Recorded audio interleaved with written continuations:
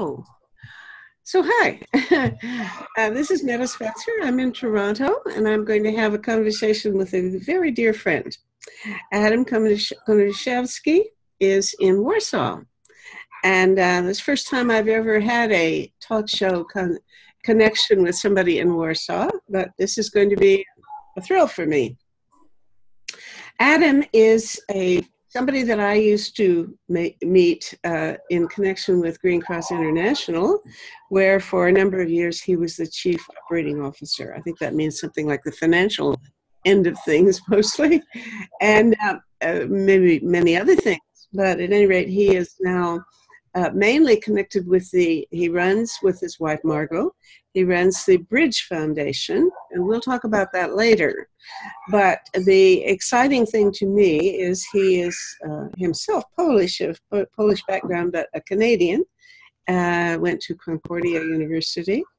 And he of course knows his way around Poland.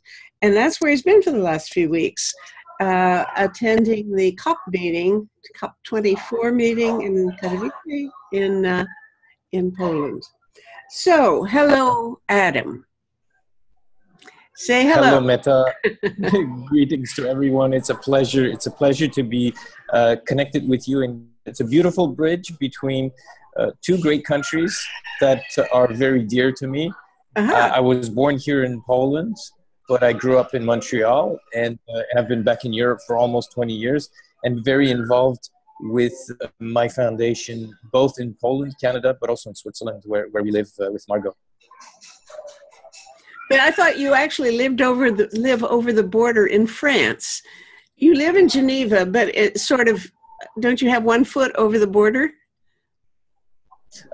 I did for a few years, but I'm in Geneva. I'm back in Geneva, in the center of Geneva now. Okay. I remember when I visited Geneva, and you were riding into work many, many miles every day by bicycle from France. So anyway, okay, let's not delay this, because I want us to get right to work. You are as the organizer and president or whatever of the Bridge Foundation, involved with, and you're working elsewhere as well on climate change issues, and therefore you're on top of the subject in a way that I certainly am not. And I want you to, let's get right to work and talk about what has been going on for the last 2 or 3 weeks in Poland, as you've been deliberating, I think, with other people about how to save the planet from global warming. Yes, indeed. Well, this year is very special for a number of reasons. The main objective of the COP24 in Katowice was to put together, the rule book for the Paris Accord. So a major breakthrough in the climate negotiations took place in Paris. Essentially the whole planet agreed on a vision for the future and what should be done. And everything was meant to come together. So the technical details of how this was to take place, in terms of how to measure, how to report, and how to put together the different commitments of the different countries in practical terms, which was really it was a meeting for technocrats, and it meant a lot of talk between accountants agreeing on how to measure and how to report. But also it meant a number of countries wanted to pool the rules towards their own personal objectives, and one such country was Brazil. And that is one of the big hiccups that we had during these talks, and one of the reasons why they had to be extended for an extra day, in fact stretched to the limit, because Brazil wanted to have a special set of rules in order to account for different credits they would get from the Amazon rainforest, essentially, according to a number of other countries, allowing them to double count some credits. And it was really a major turnaround for Brazil, because everyone expected Brazil to be hosting the next climate conference. And so we up until a few months ago, we were expecting Brazil to play a very positive role in these talks. And just at the beginning of the conference, Brazil said it would not host the next COP. It would. They were judging it to be too expensive, but also they became all of a sudden climate skeptics and started siding with the United States when it came to climate science. And so that was a major step back and a threat. But one big development that took place a few months before the COP is the latest IPCC report. And it really raised the alarm, and it was the most stringent call for action that we've had in recent years. The IPCC has never been so worked up about the science and what it meant in terms of the climate going completely out of control, something that they call runaway climate change. And now what used to be our target of 2 degrees is seen as grossly insufficient, and even 1.5 degrees is seen as something that will also have dramatic climate consequences. And so they're calling for a reduction in CO2 emissions of almost 50% in 12 years, which is, of course, quite something, since climate emissions have been growing again in the past few years, and alongside with the economy. And after a reduction that was now temporary, they're increasing again. So how will we be able to cut them by half within close to a decade? So it's a major challenge that we have upon us, and especially at a time when we still have a number of major emitters arguing about the whole climate science and not wanting to play the game. And now this is a time for solidarity, and if we have a number of major countries that are breaking rank and playing the troublemakers, that's a difficult situation. Wow, what a depressing introduction, Adam. Wow. I would depressing. I have not seen as much coverage of this as I would have expected, because what you said is so alarming. Of course, we did see this report about how the IPCC claims that it's necessary to get things under control. We have 12 years. We did see that number, 12 years. But the exact idea of how much we had to actually accomplish in 12 years, I have not seen. Is there any financial incentive that could be presented or given to him such that he would change his mind? Well, of course there is. He can always sell the rainforest and have the international financial markets finance him keeping the trees in the forest rather than being cut down. So this is one of the demands from the many countries that have rising CO2 emissions, and they'd like to be compensated for reducing them, and also to receive access to the technologies and to help them finance this transition to a sustainable economy. So of course, this is a question of big dollars and of financing. It's an economic question at the end of the day. Did he offer anything like that? Did he present an opportunity for the rest of us to try to grab? Well, I think it's very interesting. And just backtracking a little bit with Brazil, when I look at the civil society participation of any country that was at the COP, those that were the most active and the most with the strongest voice were the representatives from civil society in Brazil, working on different projects. And I look at the young people coming from Brazil with one initiative in particular, which is to plant 1 billion trees, which is already going. And that's a stark contrast to the position of the authorities. You have people in Brazil that are willing to do what it takes in order to preserve the rainforest and are willing to fight for the indigenous people who are seeing their land being destroyed and flooded by the new hydroelectric dam projects and so on. So there is a strong pushback against this government, and there is a call from civil society for the international community to come to and to support Brazil. Brazil is also in a very interesting situation because everywhere around the world we are calling for a larger share for renewable energy to play in the energy mix. But most of the energy in Brazil is renewable because of these mega hydroelectric projects. But that is causing a number of other consequences, including,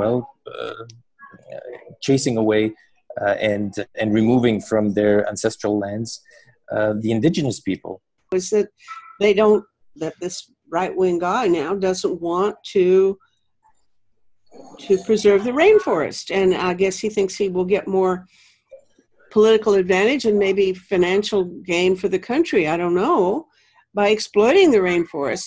That's hard to imagine, but so I guess it's nice to know that there are people in Brazil who are actually working on this, but what is the top priority of what we should be doing about this? Because, I'm writing something, a wiki about carbon sinks and forestry. And that's, obviously top priority is saving the rainforest. And Brazil is by far the most obvious example of a rainforest that is in danger, I gather. Yes, absolutely. To what extent is it the problem of energy? Do they are they having building dams, or why are they evicting indigenous people? Well, there are many reasons for the cutting down and the destruction of the rainforest. The new authorities now are inviting mining companies from around the world to go and take over these lands, and also so we see a lot of the agricultural projects and the chopping down of the forests for livestock purposes. So I guess it's not only a Brazilian problem; it's a global problem. But moving away from a diet that is focused on meat is everybody's responsibility.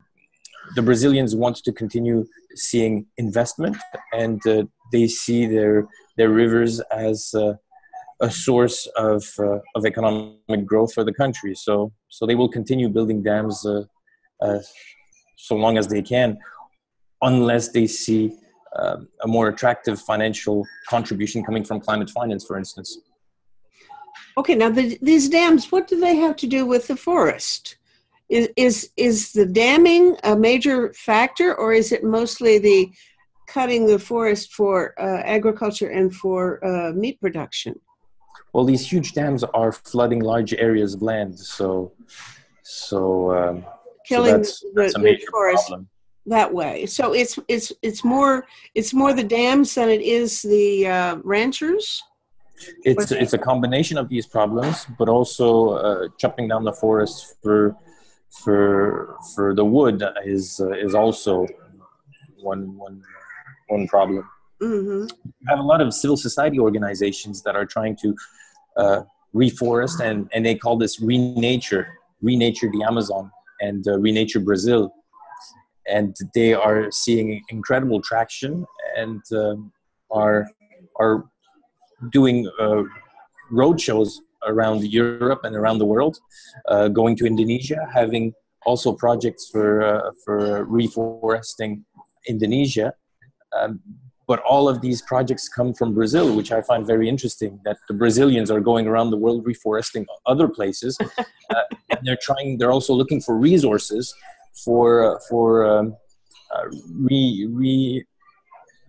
replanting the Amazon rainforest. Reforestation is catching hold in a lot of places. Because on Facebook, people have been posting in the last few days articles about the reforestation of India and where else? Golly. And desert. Anyway, that we can. That is a longer-term project, and growing a whole new set of trees is a lot more daunting and time-consuming than this 12-year deadline that we have to fix our problems. So we have to obviously do something quicker than that. And I just don't know how. I wouldn't even know where to begin. It sounds as if somebody's got to pay off this guy. You know, this new government in Brazil. You know, if there can be a way of raising money to make it worth their while to actually protect the forest. I thought for a few years they had made some progress for 4 or 5 years. Were they not succeeding in reducing the scale of the deforestation until he got elected? I think just stepping back a little bit in terms of carbon emissions and then this reduction of 45% or 50% that we need to do in 12 years. Now, I've been asked this question many times, including right after the IPCC issued the report. And I was asked, is this even possible? And how much is it going to cost? Is it going to cost us a fortune? And my answer to this was, it depends. I used the example of the Empire State Building that went through a full retrofit when it comes to all of its energy consumption. So they changed 6,500 windows on site. They were able to remanufacture the old windows into new super windows. They were able to change the insulation in the building, change the ventilation systems, improve the lighting to LEDs, and so on and so on. And they were able to reduce energy consumption by 45%. So exactly the target we're looking for.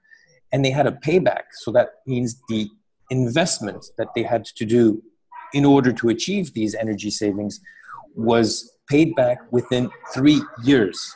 Okay. 3 years. So it's a 50% energy reduction and carbon emission reduction with a payback of 3 years. Now, I challenge you to find a bank in Switzerland or anywhere else that will provide you with these kinds of returns after tax, and those are guaranteed returns. So the potential for energy efficiency, if it's done properly, and only in buildings. Buildings represent 40% of the energy consumption globally and 40% of carbon emissions. If we were able to properly retrofit the existing building stock, and if we could start building net zero carbon emitting buildings from now on, we would be on our way towards these targets. And of course, that's not the only place, but the Empire State Building provides a business case for profitable retrofits and profitable climate action that not only saves the planet, but also reduces your energy costs and is profitable. Yeah. It's profitable. Now, in other cases, you may not always have these kinds of returns, especially guaranteed returns after tax. But if it's done in a way that is properly planned and well designed and properly implemented, the energy efficiency measures can be not only good for the planet, but also good for the economy. The book that I guess it's called Project Drawdown. Are you familiar with that? No, I'm not, but I'm very curious. Adam, have a look at it.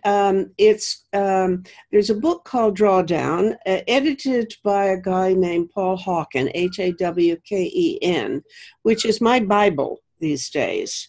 What he did was ask 80 or 100 experts to list the most promising 100 things that could be done to reduce global warming, reduce carbon emissions primarily, and to list them, and then to calculate the cost of doing it and the effectiveness of doing it in terms of how many tons it could be reduced in a certain finite period of time. And then they rank ordered them. So there are, I think there are about 80 in list now, and some that are on the way. In terms of the 80 that are existing now are things that are ready to use now, and then there are a few that are not ready, but being technologically developed. And it's a wonderful book, and you can get all the material on their website called Drawdown, I think, or Project Drawdown. And the thing is, they calculate the money, and they calculate it using 3 different scenarios. One is do nothing, continue as we're doing now. One is try a little bit, and the other is do your best. So 3 different levels of intensity. And then they rank ordered them in terms of what are the most effective things that can be done. And certainly right up there close, one of the most important things, of course, has to do with forestry, in various forms of forestry, reforestation and afforestation and so on. But the beauty of it is that the great majority of these interventions are things that will be cost saving, that you're right, they're excellent investments. With a very few exceptions. By the way, this is a sidetrack, but I'll tell you the most astonishing number one thing, which you may have discussed in Katowice, I don't know, and that is refrigeration, the importance of the effect of the coolants in air conditioners and refrigerators. That this is these current coolants, which were adopted after the Montreal Protocol came in, they themselves are thousands of times worse than CO2 and therefore need to be changed. So that, by the way, is my current issue, because there's nobody really working on trying to capture these coolants out of the existing things. There was a meeting in Kigali to promote a new protocol which will change the nature of the coolants. But that's in the future, and in the meantime, there's a hell of a lot of air conditioners out there leaking, and will be put in the city dump and so on, and which, as I understand one estimate, it can account for 1 full degree Celsius of global warming. So it needs to be done. But that is almost the only one that is a net outlay of money. In other words, you cannot recoup enough money from capturing these coolants to offset really the cost of doing it significantly. Apart from that, almost everything else, it's a good investment to do it. But if there's not enough publicity making people aware of the economic advantages of doing it, or if they simply are denying it, I don't know where to go with that. Yes, this is what remains to be done after the COP24, so after Katowice, and what has been pushed to next year. And next year's conference is going to be taking place in Santiago, I think in Santiago, in Chile anyway, the COP 25. So not in Brazil, but in Chile. So congratulations to Chile. And the whole question of climate finance, how to not only finance this transformation to a sustainable economy, but also how to change the financial system so that we stop subsidizing carbon emissions and start supporting, for example, these kinds of projects that you mentioned in terms of regreening the countryside, but also the cities where increasingly most of the population is going to be located in urban areas. Mm-hmm. And greening cities has a number of advantages. Not only does it cool the city during extreme heat occurrences, but it also keeps during the summertime, it keeps the cities cool and keeps them warmer in wintertime. So it's a win-win situation. And with the side benefits, it makes any investment in greening cities profitable on many fronts. So so there's no silver bullet. We have to work on many fronts, and so there's plenty for everyone to be involved in being part of the solution. Now we need to, as individuals, stop being part of the problem and start being the ones who bring about solutions on all fronts. Mm. Yeah. Okay. Well, now what is being considered in terms of, what you're saying is, frankly, such a radical demand that I think we have to change the rhetoric, because we're into, I think there's just not enough discussion about the urgency of the situation. And I haven't heard anybody talking about how you're going to finance this if we have such an extreme challenge to get this thing turned around in 12 years. That is not something that can be done with the methods that are even being considered nowadays, if I'm not mistaken. Tell me one other thing. I'd like for you to talk about the money. If you're going to have a meeting in Santiago and talk about the finances a year from now, yes, what preparatory conversations are going on about who's saying what about how we're going to pay for this thing and how to turn it into an emergency, urgent, action? Yes, absolutely. Well, is there anybody proposing anything already? Yes, of course, and it's been going on for years. But let's go back to the COP24 and the COP25 and this whole COP process, because you were very upset, saying that this is not enough and it's not fast enough. And of course it can't be enough, and it cannot be fast enough, because it's the result of a negotiation between countries that want to move forward and countries that don't. So what you will have is a point at which everyone is willing to agree, which is the lowest common denominator, which of course is falling short of what needs to be achieved. So the solution, yes, of course, what's happening at the COPs is important and we need to continue pushing, but by definition, it's not going to be enough.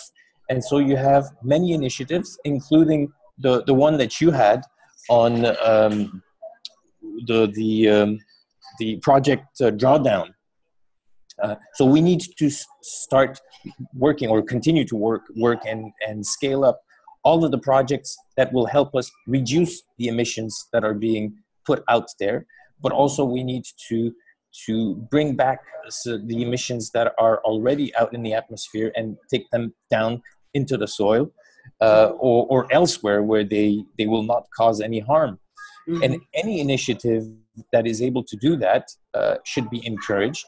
And I would also look at anything that relates to soils and agriculture as being absolutely key in this process, and also helping the oceans. On these questions, I personally organized a number of sessions between young people from around the world, including Brazil, including from Poland, including, in fact, from all continents, a discussion between secretaries of state from Germany, Poland, and France, where the young people had an entire session and they could voice their concerns, but also make their demands to the negotiators, the secretaries of state, but also the COP presidency. So the representatives from Poland who were chairing the COP. And in this case, it was the special envoy of the Ministry of Foreign Affairs who represented the Minister Kurtika, because Minister Kurtika was stuck in the talks that were being extended. But we had a full session during which the young people talked about their concerns, and the secretaries of state had to talk back.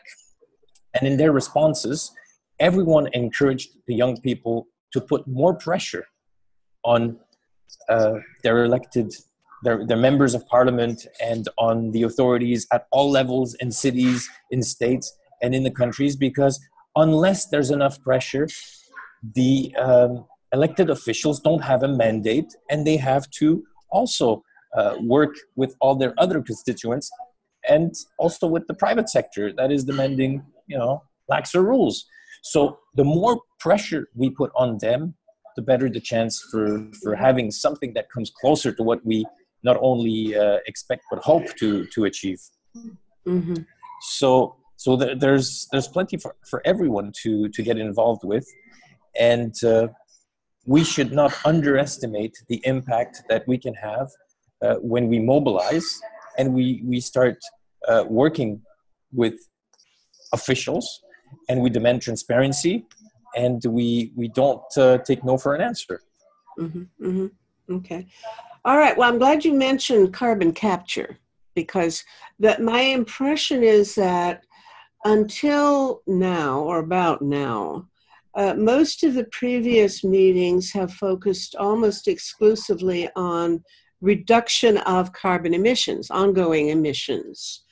And I have for several years felt that my feelings have nothing to do with it. I think the evidence is that just reducing current emissions is not going to be enough to get us where we have to go, and that we have to actually begin the business of focusing as much or very largely on sucking carbon out of the ambient atmosphere and putting it underground or at the bottom of the ocean. And I noticed that in the few reports that I read about the COP24, that it did seem to put some emphasis on that, as indeed the more recent IPCC report also did. They start talking more about carbon capture.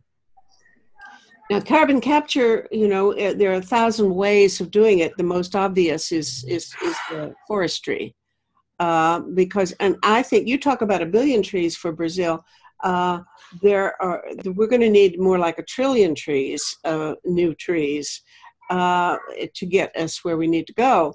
So, I'm glad to see that some people are actually doing that, because it seems to me, from what I've read, that is the most economically and practically efficient way of getting where we achieving carbon capture and sequestration. But I noticed that there was at least a brief mention of the whole notion of doing it with technological means, such as capturing it from with chemicals and turning it into either fuel or sequestration. How much of a conversation is there about that? I just, by the way, had almost a debate with a dear woman friend of mine who's a physicist, who tells me that that is a prohibitively expensive way of solving the problem, and it can't account for more than a tiny fraction of maybe 1% of the goal that we're going to achieve. I don't know how realistic that is. I do know that there's a guy named David Keith who's developed a method of extracting CO2 from the atmosphere at the cost of, he thinks, $100 a ton, which is pretty cheap, much cheaper than it used to be. But was there any conversation about the technology of carbon capture, or was it only about natural methods such as reforestation at COP24? Well, there's a clear advantage when it comes to natural methods that we know work, and when it comes to reforestation, when what is being encouraged are not monocultures especially when they're not adapted to the environment where they're being implemented, but to the kinds of reforestation that are in tune with the way nature is intended to work. So we tend, and especially on these large-scale projects that are financed by some of these schemes, to reforest as badly as we've deforested, and so that doesn't help solve the problem. On the technology front, yes, there has been quite a bit of discussion, especially Poland being in the heart of coal country, and Katowice being Well, you could call it the capital of coal here in that region. Oh, I didn't know that. Yes. So Poland is home to 33 of the most polluted cities in Europe. Not in Poland, but in Europe. In Europe. Didn't know that. Oh. So everywhere you go, you can smell the coal burning in the chimneys. And one of the reasons for that is that they are using the coal that is cheapest these days. And the cheapest coal is, of course, of the lowest quality and doesn't burn well in these furnaces. So they estimate that around 45,000 Poles die prematurely every year from air pollution. And this is something you could feel in Katowice. So everyone who came to participate in the climate conference could, firsthand experience what it's like to live in coal country, which is really unfortunate because people who live here get used to it and they don't perhaps feel it as much. And the authorities are still here expecting to continue relying on coal for the foreseeable future. And they are asking for Europe to help finance this transition and to provide some compensation for them to move away from coal. But they still have the coal miners. They want to continue supporting their livelihoods. And the coal community is also seen as being very crucial in the upcoming elections that will be taking place next year. So the Polish authorities are pressed on, or pushed into different directions by the electorate. Mm-hmm. So I think it's no easy situation here. And one argument that is being raised is, we need to invest more in CCS technology here. But CCS, as you said, carbon capture and storage is very expensive. And when it comes to its technology, nothing has been really proven yet in terms of their capacity to do this on a large scale in a way that is cost efficient. Well, okay, that's, I haven't even heard anybody talking for a long time about doing things like capturing the emissions from a smokestack that is burning coal. It's as if they gave up on that. I mean, at least in Ontario, for example, we banned coal. That's no longer available. I haven't heard anybody say that is a promising technology. But certainly it should be a whole lot easier to capture the CO2 coming out of a smokestack than it is to go out in the woods and capture, the general air and take it out of the air. That clearly is a more challenging thing to do. Is there anybody who thinks that there is a technology that could make any kind of I don't even want to talk about that. The idea that we would even be considering how to save coal is just absolutely not even, it's a non-starter. We don't even want to have that conversation, but I understand if anybody's talking to coal miners, they want to have that conversation. Okay, so what do you say? What should we even be looking at that? Or shouldn't we just simply say, that's out of the question, let's move on, and invest our money in creating new technologies that will be renewable?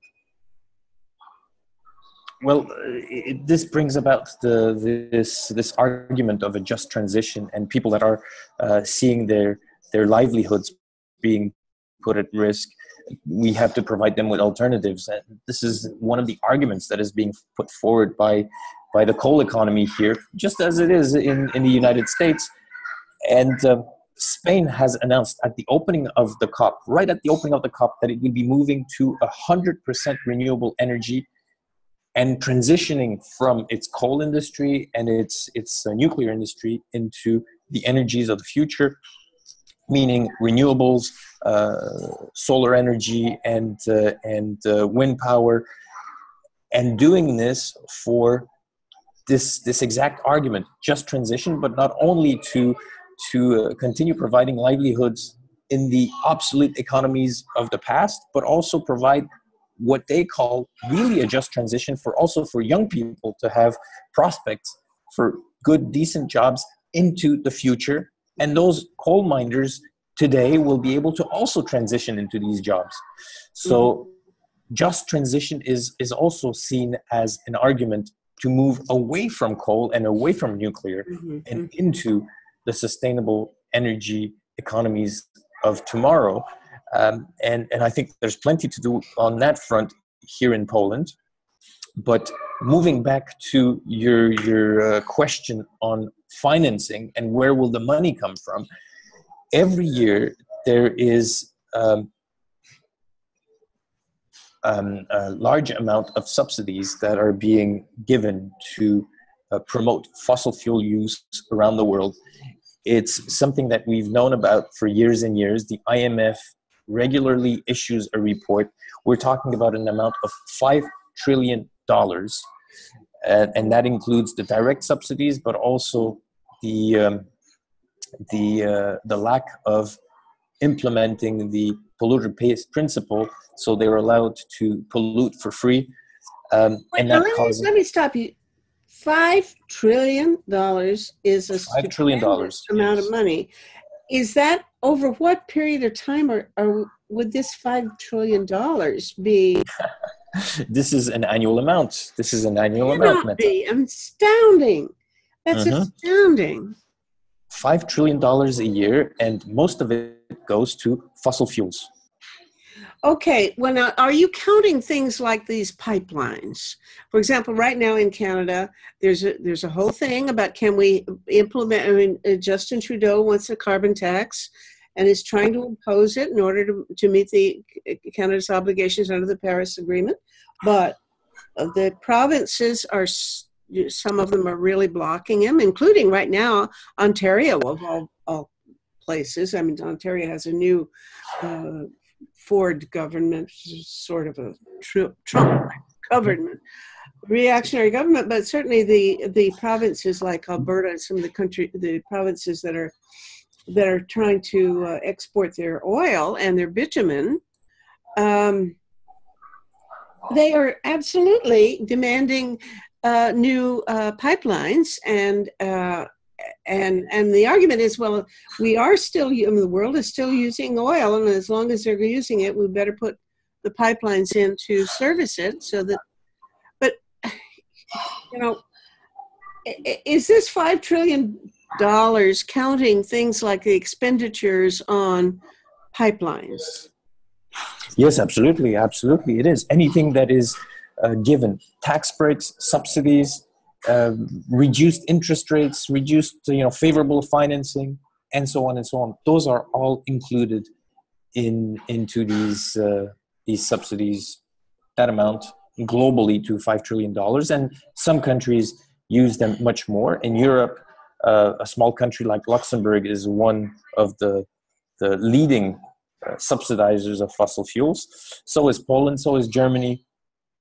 So you have many countries around the world, and of course, hold on, Germany. Germany as well. Yes. Huh? Did you Germany say as well? Yes, yes. Well, I thought Germany had switched over. It was the most virtuous country in the world. No? Oh well, it's a process. It's a process. But Germany has won this fossil fuel award during the COP for stepping back on some of its commitments. No, Germany still has plenty to do, and this just transition argument plays very strongly also in Germany. So young people in Germany are putting plenty of pressure on their government to move faster and to fulfill its promises. So it's not so easy. It's not so clear cut. Okay, you have other countries doing wonderful things, but Germany still has plenty to do. Okay. All right. Now, how do we, is there a comprehensive agenda for how you would just go about saying all of these things are part of what we count as subsidies to the fossil fuel industry? Because that way of framing it sounds a whole lot more Well, it makes me feel more energetic about saying we got to stop it than framing it as, well, we've got this bitumen that people want, and there is a market for it, and if we don't provide the pipeline, some other country will, and they need it, and we can't transition quick enough out of fossil fuels, so let's go ahead and build these pipelines. That kind of argument actually wins the day lots of times in Canada. It may, in fact, prevail. I wouldn't be surprised if it does prevail, and that Justin Trudeau will have to eat his words and say, backtrack and can't do what he says he wants to do. And even he went ahead and bought these damn pipelines. He's got it. We're all paying several $1,000s a piece for a pipeline that Trudeau accepted.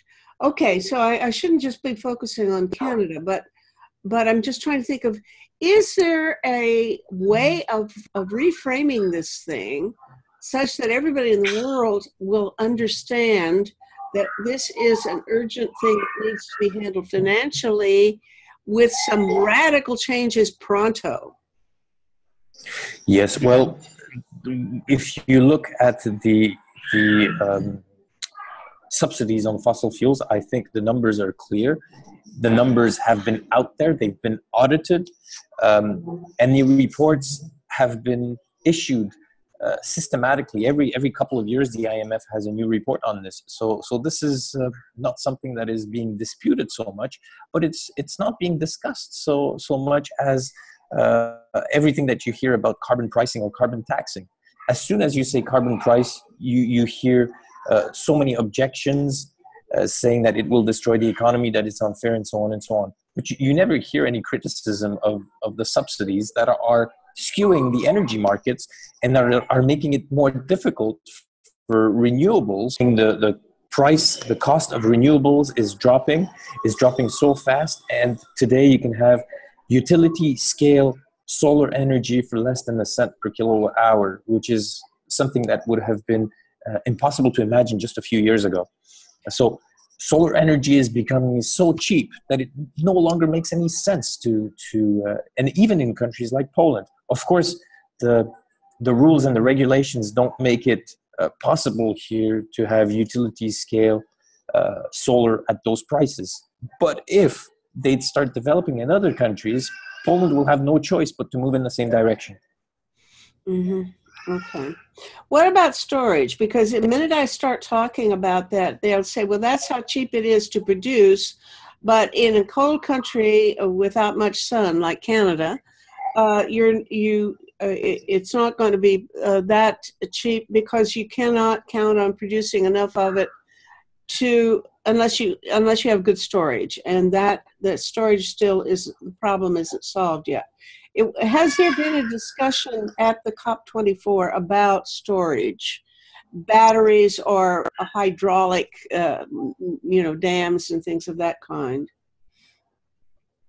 Yes, there has been, and in fact, the minister in charge of the COP, Minister Kurtika, one of his projects is electrical mobility, and of course, storage is absolutely critical for mobility to be able to develop and flourish.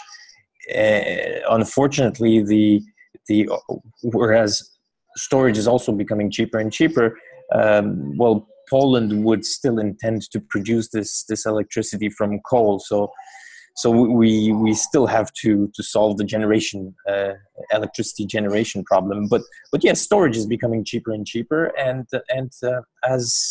as these solutions develop, and also when it comes to water, but pumping back the water into the reservoirs when the energy is cheap and when it's plentiful, is also one of these solutions that could be applicable in many places, in many locations. So you have different forms of storage. They don't necessarily have to be in the form of batteries. Mm-hmm, mm-hmm. Okay, now can we switch over to China now? Because in the last week, I've had emails coming at me from all of my friends, and they are contradicting each other.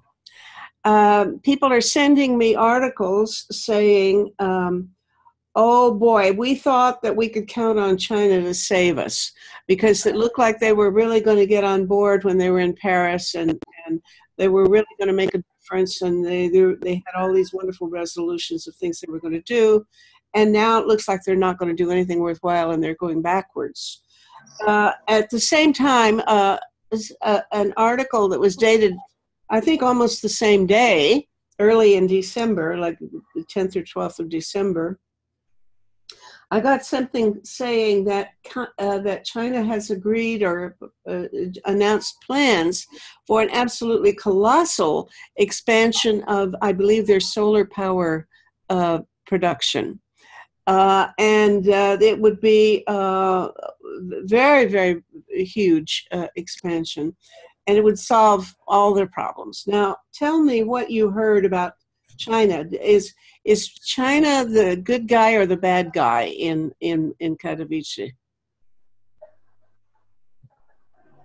Well, I think when it comes to the bad guys and the countries that have received some bad press during the talks for at the opening of the conference, for failing to agree with a new statement that would be more ambitious in terms of the 1.5 degrees in the IPCC report. Well, you had a few countries that wouldn't agree to a strong statement being sent by the entire conference, and those countries include the United States, they include Brazil, they include Russia, Kuwait, Saudi Arabia, but you don't have China there. You don't have China there. So now when it comes to renewable and investment in renewables, well, China is the champion here. The prices of energy generation from renewables is falling, and that is one of the main reasons why China is closing some of its coal plants. So perhaps not so much for reasons of environmental stewardship or even greenwashing, but simply because of costs. And the Chinese have done more in terms of investing in solar technology and generation than anybody else. So of course they are a bit ahead of us. And one of the reasons that pushes China in that direction is because of the horrible levels of pollution that you find in across China. But more recently, you've had these pollution levels not only in China, but in Europe, in Poland, for instance. And so this is not very glorious for Poland to be competing with China when it comes to pollution levels, but also in India. That has become extremely polluted in recent times as well. So China is, of course, part of the problem because it's one of the most polluting countries in the world, but at the same time, it's part of the solution because it invests in renewables and in solutions more than anybody else does. Mm-hmm, mm-hmm.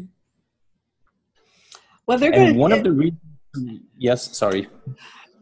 I think the announcement, the article that I was sent by Derek Paul said that, and I didn't read the original article, but he refers to a plan to expand, I think, solar production so that they will cover an area of China four times the size of Britain.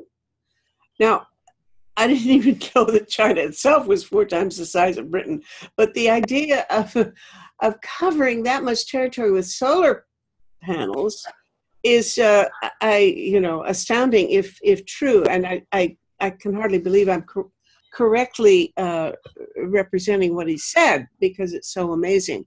Was there a discussion about that, or did they even talk about it in Poland at the COP24? Well, I didn't hear about this at the COP, although I did have some meetings with some of the Chinese representatives before the conference, and they tend to participate in meetings. They don't necessarily tend to say a lot. Okay. So, but they were there and they participated. In fact, of the representations that I have had the pleasure of meeting before the COP in Poland, in preparation for the conference, we had Switzerland, we had France, of course, we had Morocco, we had China, we had the UK, we had the Netherlands, and the Philippines. Of course, the Philippines. What meeting was this? We organized some meetings to prepare for the COP, and the topic was the financing of the SDGs and of climate action, and that took place just about a month before the COP, so on November 5th. And the place we selected for the meeting was the Warsaw Stock Exchange, because we need to change the way finance works, and we need to finance change. So everyone was very surprised. Why do we need that? I hope you did a sit-in on the stock exchange floor. Sorry? No, occupy the stock exchange. Yes, well, and we did, and we were also ringing the bell. Really? Of the exchange. It was, but it took place after trading hours in the evening, and it was transmitted live. But in the event was in Polish, so if you'd like to see the event, I can send you a link. I don't speak Polish. I'm sorry. It might be entertaining enough to watch, but good for you. Anyway, you were saying that you'd had this meeting. Now that sounds like a very disparate, diverse group of countries. Was there any common thread that brought them all together and made them willing to talk about this issue? Because if you're including Morocco and some of these other countries, I was wondering, what do they have in common? These groups several of these are European countries. So of course, EU climate policy was quite important for them. Of course, France was working towards achieving the rule book for the Paris Accord. So for them, it was very important, especially a month before the conference. They were not busy with the recent protests that have plagued Paris. So the Netherlands are also countries that are quite interested in the link between security, global security, and climate change. Mm-hmm. They are, along with Poland now, they are on the Security Council of the United Nations, and the Netherlands have been pushing for much more ambitious climate action as a security measure, which I find also very, very interesting. Now, the Philippines, they've had their share of climate.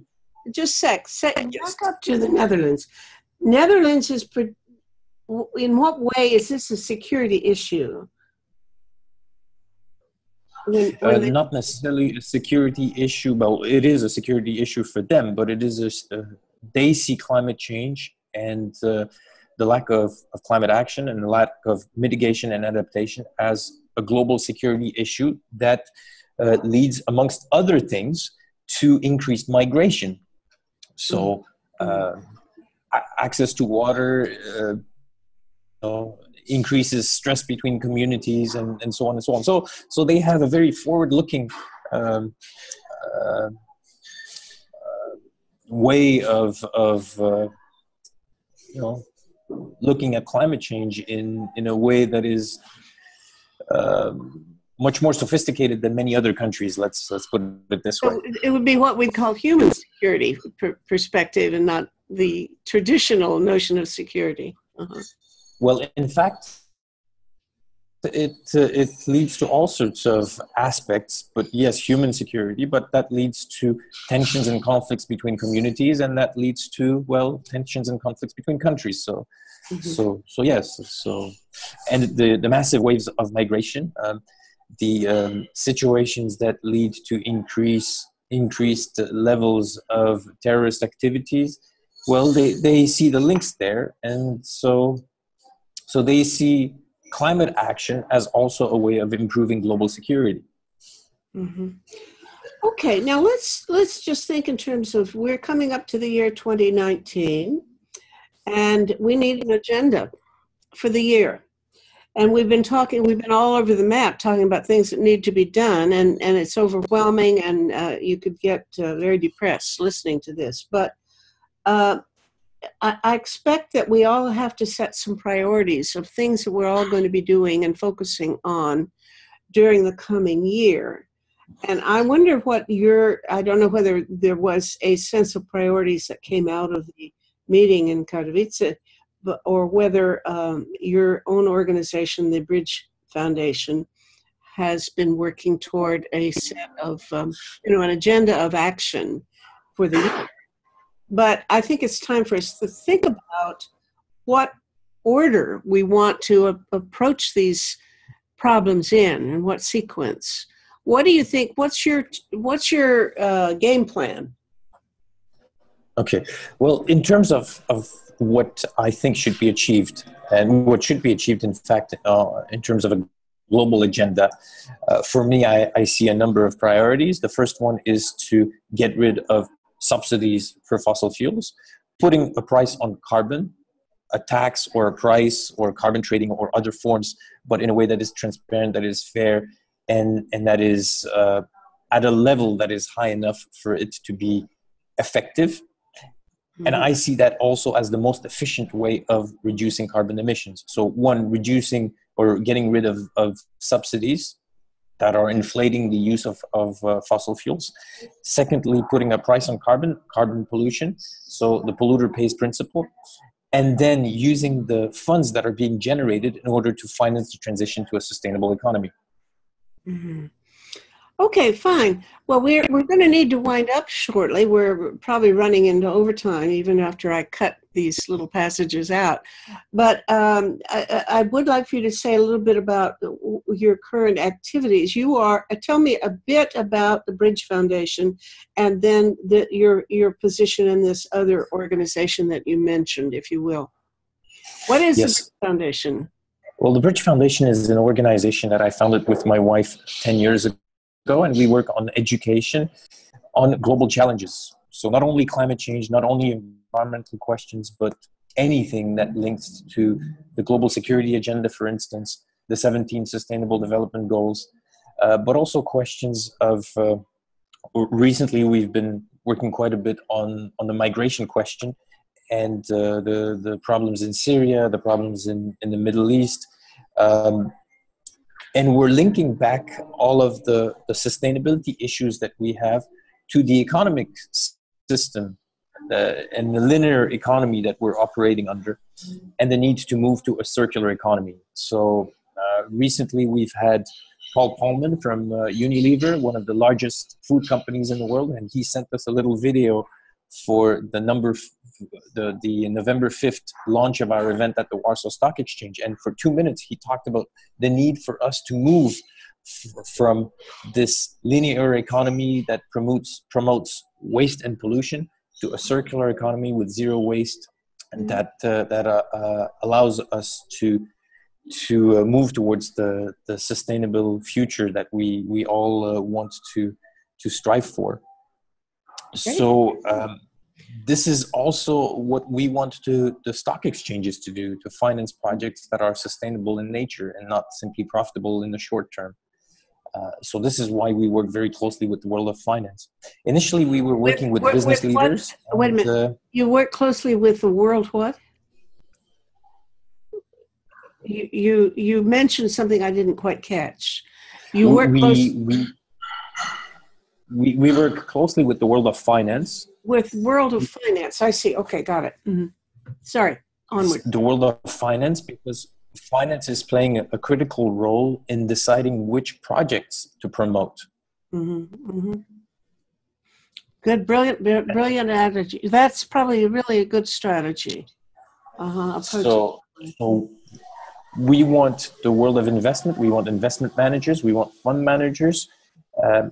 We want investors in general to promote the right kind of behavior from companies, moving away from fossil fuels and developing models that promote this zero waste economy of tomorrow. Well, have I got a deal for you? We need a partnership, friend. I'm running this thing called Project Save the World, where we're attempting to solve 6 global threats to humankind, all of which could wipe out 1 billion people in a whack. Not only war and weapons, militarism, so on, but global warming. Certainly those are the 2 prominent ones. But then we've got famine, we've got pandemics, which, may turn out to be a big deal. We've got major radiation exposure from something like a reactor explosion, and we've got cyber attacks now. And we need to have some economic and structural changes in our global system in order to make the solutions to these practical. So I think we're working on getting a wiki together, which will be up and functioning. I don't know, it'll be another, at least maybe 2 months before it's really functional. But then I'm going to be back in touch with you to see if we can find ways of working together, because your comprehensive approach, this thing of looking beyond specific issues and looking at the way all of these problems are interdependent. Let's wind up, if you will. You mentioned some other institution that you're connected with, some global security outfit in Geneva or something. Can you tell me a little about that? And then we're going to have to close our conversation. Yes, of course. The Geneva Center for Security Policy is a Swiss institution. In fact, it's a Swiss foundation that promotes global thinking when it comes to anything that relates to security. And you mentioned cybersecurity. That's one of the topics that we look at. We look at the questions of migration that have been very high on the agenda recently. We look at questions of terrorism and so on and so on, from not only a military perspective, but we look at it in a holistic way, as you mentioned just before. And we work very closely with the military from around the world. And so we train military personnel, attachés from different embassies, ambassadors, and so on and so on. But it's also open to the general public. And so anyone can attend these courses. And they take place mostly. Are you teaching? Yes. We teach, yes. We give conferences, teach, and so on.